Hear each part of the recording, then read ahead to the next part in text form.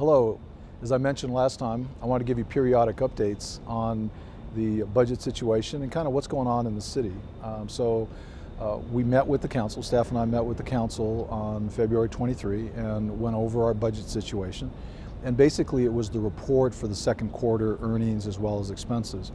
And the good news is we've projected out through the end of the fiscal year to be basically at a break-even position.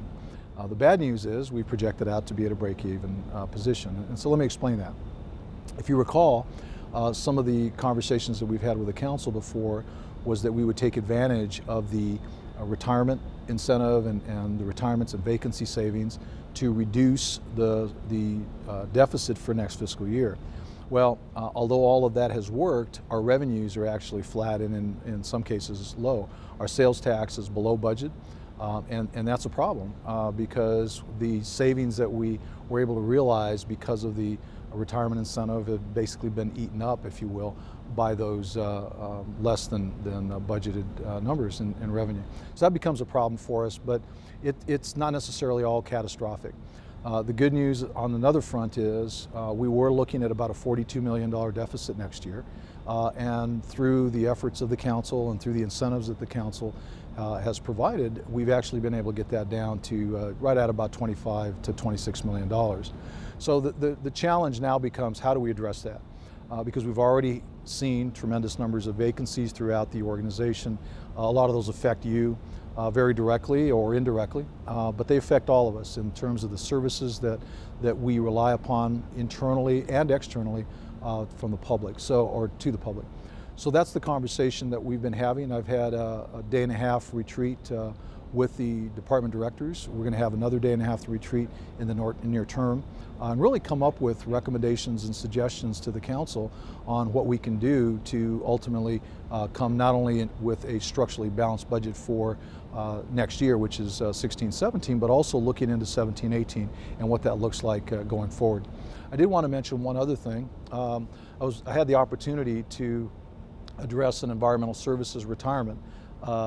Pete Lucero actually had nearly 41 years of service with the city, so congratulations to him.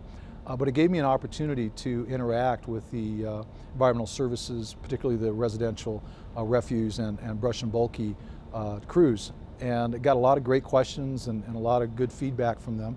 But one of the things that kind of keeps coming up over and over is there's kind of like the same story. We've got a budget problem, and so we've got to make these cuts and so forth and so on. I can tell you that I understand that, and as an employee who's heard this time and time again, year after year, I'm crystal clear on that. But I would also suggest to you that I do have hope. I've suggested to the council, as a matter of fact, in one of my last slides to the council on the 23rd, I suggested to them, let's look forward now at some of the things that we can look towards, particularly when it comes to replacement of vehicles, replacement of equipment, replacement of facilities. And so all of a sudden you start looking at, sure, it's painful and it's difficult in the current year, but if you look forward, I really am confident and optimistic that the city will be in a great shape financially, as well as operationally to do some great things. So again, that I would suggest to you that just hang on. We will do the best we can to keep you informed, keep you up to date. And if you have any questions, you basically know how to get in touch with me.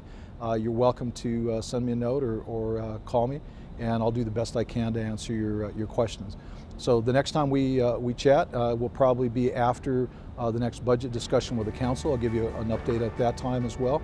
And in the meantime, I hope you have a great day.